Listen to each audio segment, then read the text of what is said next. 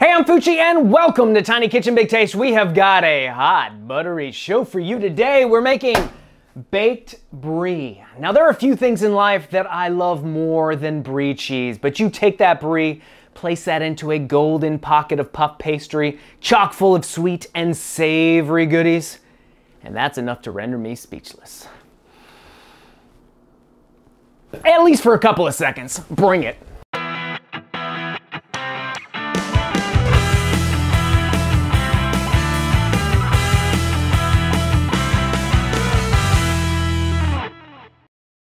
So what you're gonna need is a puff pastry sheet, brie cheese, dried cherries, pecans, fresh rosemary, honey, an egg, and some water. You'll also need a baking sheet and silicone baking mat, a mixing bowl and mixing spoon, a rolling pin, pastry brush, a paring knife, and a sharp knife.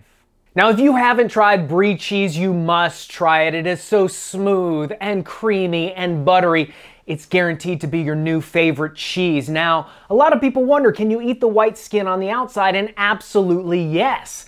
What is it? I'll tell you at the end of the show, but we're gonna start by cutting up our sweet and savory goodies, beginning with our pecans. Give those a rough chop. This recipe does take about 45 minutes to cool, which is no problem, because if you're going to a party, you just let it cool while you're on the road. Next, we're gonna mince up our rosemary. I'm using about a 2-inch stalk. Now, I encourage you to use fresh rosemary. This is one of those times when it does make a difference. Then, just like we did the pecans, we're going to roughly chop our dried cherries. Transfer this into our mixing bowl, and we will add a little bit of honey and then just give her a mix. So I have thoroughly washed and dried our cutting board. Now, you can get puff pastry in the grocer's freezer section. Just let it thaw for about 45 minutes before you use it. Ooh, a coupon, 75 cents. Cha-ching, big winner. I'm gonna save that for later. Anyway, we will roll this out to about 16 to 18 inches. We're gonna place our brie cheese right on our puff pastry, and then we're just gonna cut off this extra side here so that we have a perfect square. Don't throw this away though, because we are gonna use it later. Next, we're gonna spoon on our sweet and savory goodies right in the center of the cheese. Look at that, a mountain of goodies right there. And now comes the fun part. We get to start folding our puff pastry over our brie cheese, starting with the corner. We do have the egg wash, which I created by cracking one egg, whipping it up with a little bit of the water. We just paint that right on top and fold it over.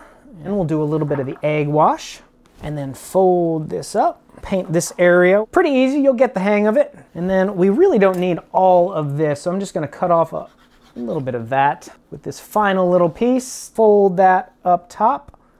Voila.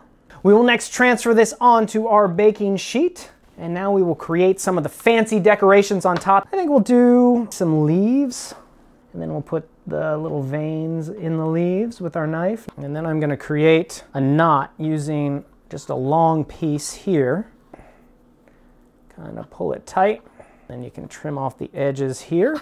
Paint the entire puff pastry with the egg wash. You want enough where it thoroughly coats it, but you don't want it to puddle up on top. And then we will place our leaves, throw our knot right on top, and we'll brush that with our egg wash as well. Pop this in a 400-degree oven for about 20 minutes or until it's nice and golden brown. So check this out. We have broken into our golden brown puff pastry. Get some of that brie cheese. See that smile?